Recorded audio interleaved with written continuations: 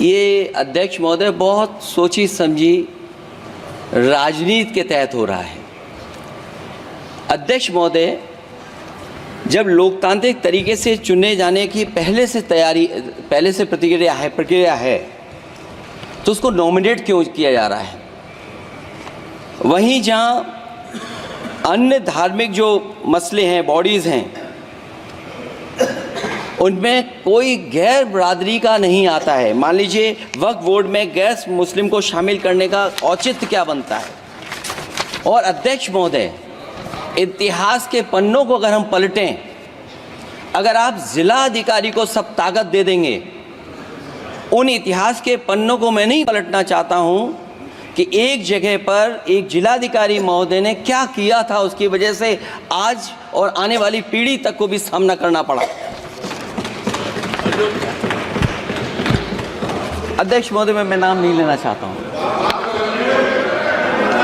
और अध्यक्ष महोदय, सच्चाई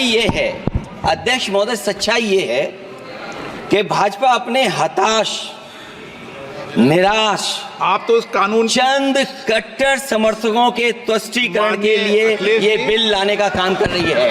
अखिलेश जी, अध्यक्ष महोदय, आज तो हमारे आपके अधिकार कट रहे हैं। मैं याद कीजिए अध्यक्ष महोदय, मैंने आपसे कहा था कि आप लोकतंत्र के न्यायाधीश हैं, और मैंने अध्यक्ष महोदय सुना है इस लॉबी में कि कुछ अधिकार आपके भी छीने जा रहे हैं। उसके लिए हम लोगों को लड़ना पड़ेगा आपके लिए।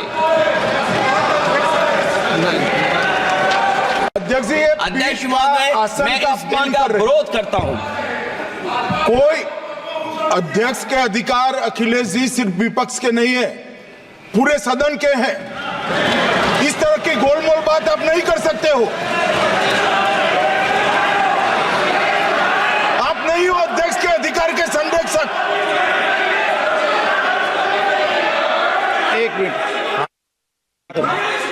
एक मिनट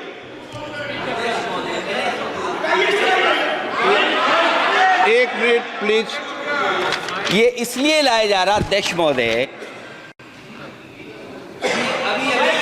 अभी हारे हैं अध्यक्ष महोदय, अभी हारे हैं। Okay, no. और दरअसल ये चाहते हैं नो।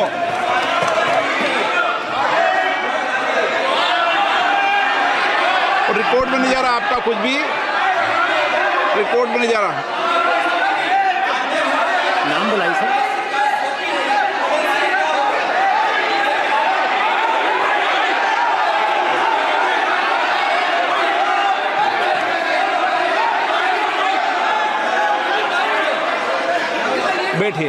बैठिए। माननीय सदस्यगण, प्लीज।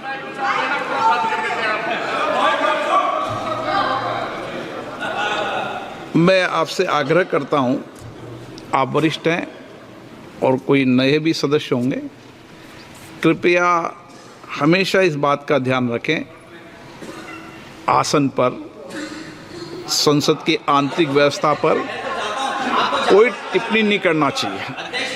ये मेरी सदन से अपेक्षा है, और मुझे लगता है कि वरिष्ठ सदस्य तो इस अपेक्षाओं को मानेंगे कि कभी सदन पर, विशेष रूप से आसन पर, व्यक्तिगत टिप्पणियां न करनी चाहिए।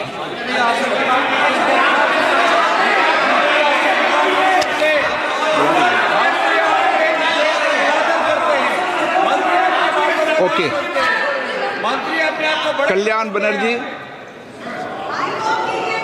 I am opposing the legislation. हाँ, Introduction of the legislation.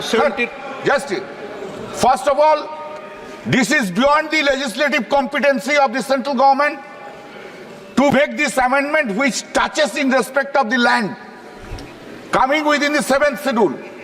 Property is the question which can be decided by only the civil court, but no any authority under which law this power has been given to decide the property, title of the property, how it can be done. Civil law will be taken away. This bill is completely contrary to the constitutional morality. This bill is intended to, this is a malice, this suffers from malice in law. It's a malicious legislation because this bill is targeting the Muslims of this country. This cannot be tolerated. There are number of reasons. Sir, just 1 minute, sir. Not 1 minute, 15 seconds. Sir, before election, there was an attempt in the country that to make the country as a Hindu Rashtra, which has been rejected by the people of this country. This bill एक minute please एक minute.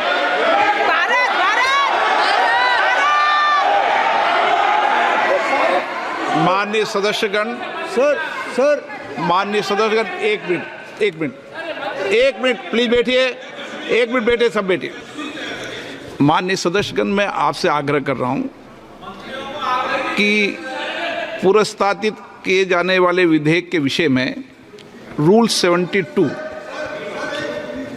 क्योंकि एक minute please बैठिए, आप please बैठिए।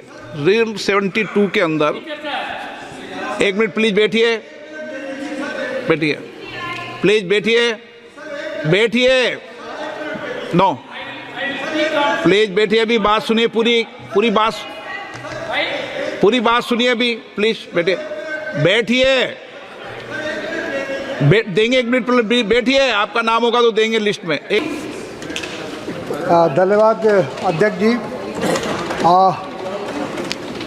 हम सब जानते हैं कि भारत की अधिक आबादी वो ग्रामीण क्षेत्र में रहती है, और शायद इसी बात को ध्यान में रखते हुए कि जब तक ग्रामीण क्षेत्र का बिजलीकरण नहीं होगा तब तक उनका सामाजिक और आर्थिक विकास संभव नहीं है। और इसी बात को देखते हुए ग्रामीण विद्युतीकरण का कार्यक्रम शुरू किया गया था। लेकिन आपको ये बताते हुए मुझे दुख हो रहा है कि हमारे संसदीय क्षेत्र कटिहार में बिजली की का बहुत ही अभाव है, और लगातार लोग उससे जूझ रहे हैं। लेकिन लगातार हम लोग भी उसकी शिकायत कर रहे हैं, और जिला प्रशासन को कर रहे हैं, राज्य प्रशासन को कर रहे हैं, लेकिन उसमें कोई सुधार नहीं है। और उसकी वजह से जो छात्र पढ़ते हैं उनको दिक्कत होती है, जो हमारे किसान जिनको पटवन की ज़रूरत है और उनको बिजली की आवश्यकता है, उनको समय में बिजली नहीं मिल रही है। एक तरफ तो बिजली जो उपभोक्ता है उनसे समय पर बिल वसूला जाता है, और दूसरी तरफ वो बिजली की आपूर्ति उनको नहीं की जा रही है। तो हमारा सदन के माध्यम से ये मांग है कि इसमें केंद्र सरकार हस्तक्षेप करे और देखे कि जो ग्रामीण विद्युतीकरण का जो कार्यक्रम हमारा हुआ था उसमें उसके रख रखाव में दुरुस्त करने की आवश्यकता है। धन्यवाद। श्रीमती हेमा मालिनी।